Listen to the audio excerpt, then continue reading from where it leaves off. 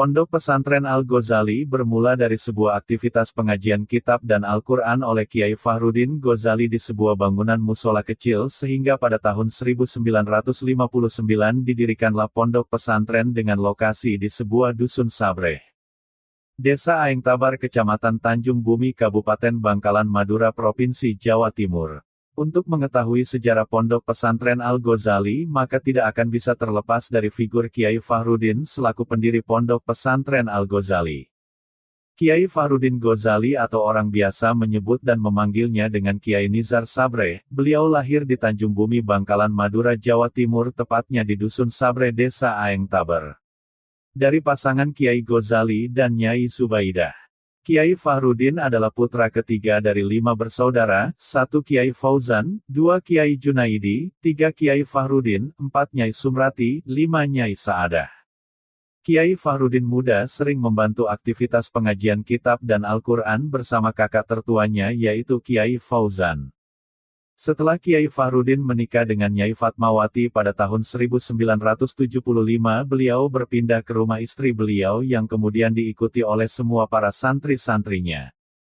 Kiai Fahruddin terus mengembangkan pesantrennya yang mula-mula beliau namakan Nurul Akhlak atau Cahaya Akhlak. Kiai Fahruddin mempunyai 6 putra dan 1 putri, 1 Lora Wafik, 2 Lora Zainul Arifin, 3 Lora Abdul Hasib, 4 Lora Holil, 5 Lora Imron, 6 Lora Hoiron dan 7 Ning Wardatul Muhlisoh. Pada tanggal 11 bulan Januari tahun 2006, berdirilah Yayasan Pondok Pesantren Raudatul Muta'alimin Al-Hasani dengan Notaris HM Hamdun Hamsyosa. SH. Kiai Fahruddin benar-benar berangkat dari titik nol dalam membina Pondok Pesantren Al-Ghazali, walaupun tak ada promosi, satu demi satu santri mulai berdatangan. Prosesnya sungguh natural, tanpa rekayasa. Perkembangannya memang tidak bisa dibilang melesat cepat, tapi gerak itu pasti terus bergerak dan bergerak hingga kamar-kamar yang ada tidak mencukupi untuk para santri dan harus dibangun yang baru. Hingga jumlah santrinya mencapai ratusan orang, kala itu beliau cuma mau menerima santri putra karena santri putri sudah dipasrahkan kepada Kiai Asad Muzaki atau putra bungsu dari Kiai Muzaki. Pada tahun 1993 beliau berpindah lagi ke Dusun Merake dan membeli tanah seluas 5.448 meter persegi di lahan seluas 5.448 meter persegi. Kemudian beliau membangun Pondok Putra, dan pada tahun 1994 beliau membangun Pondok Putri serta kediaman beliau. Dan kemudian beliau mengganti nama pesantrennya dengan nama Pondok Pesantren Raudatul Muta'alimin Al-Hasani. Nama Al-Hasani sendiri diambil dari nama kakek dari pendiri Pondok Pesantren Al-Ghazali yaitu Kiai Hasan kakek daripada Kiai Ghazali ayahanda dari pendiri Pondok Pesantren Al-Ghazali Kiai Fahruddin Ghazali.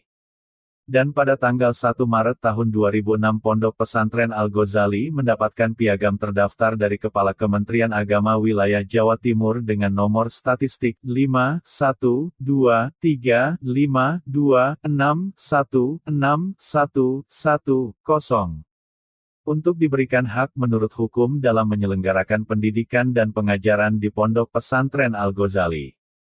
Pada tanggal 11 Januari tahun 2012 akte notaris yayasan diperbarui dengan nama Yayasan El-Hasani, dengan pengesahan dari Menteri Hukum dan Hak Asasi Manusia, Republik Indonesia, nomor AHU 7871AH0104 tahun 2012. Kemudian pada tanggal 5 Oktober tahun 2020 akta diperbarui kembali dengan nama Yayasan Pondok Pesantren Al-Ghazali Sabreh, dengan Notaris Agung Teguh Sutanto, SH, MKN. SK Menteri Hukum dan Hak Asasi Manusia, Republik Indonesia, nomor AHU 001074A0104 tahun 2020.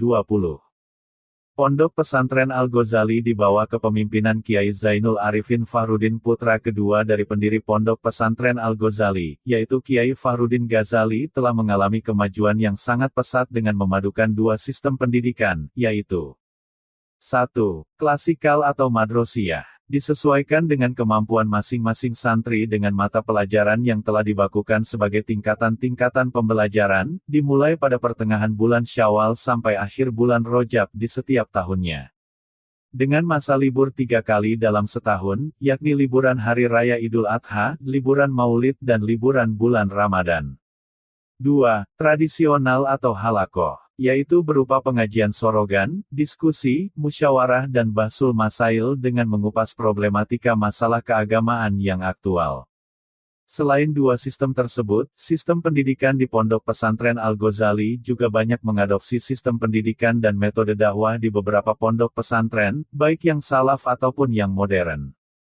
Kemudian pada tahun 2002 Kiai Zainul Arifin membuat sebuah situs resmi Pondok Pesantren Al-Ghazali dengan nama www.elhasani.com. Namun, karena sudah ada yang terdaftar dengan nama tersebut, maka beliau merubahnya dengan www.alghazali.net.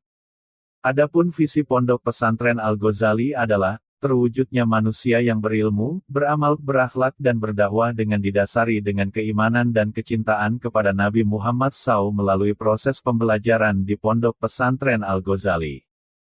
Sedangkan misi Pondok Pesantren Al-Ghazali adalah 1. Mempersiapkan generasi pewaris para nabi dan penegak panji-panji Rasul. 2. Menyiapkan calon pemimpin umat masa depan yang berilmu, beramal, berakhlak mulia, peka terhadap setiap dinamika masyarakat, bersikap mandiri dan mampu menyeru seluruh umat manusia kepada jalan Allah dengan melalui uslub dakwah Rasulullah.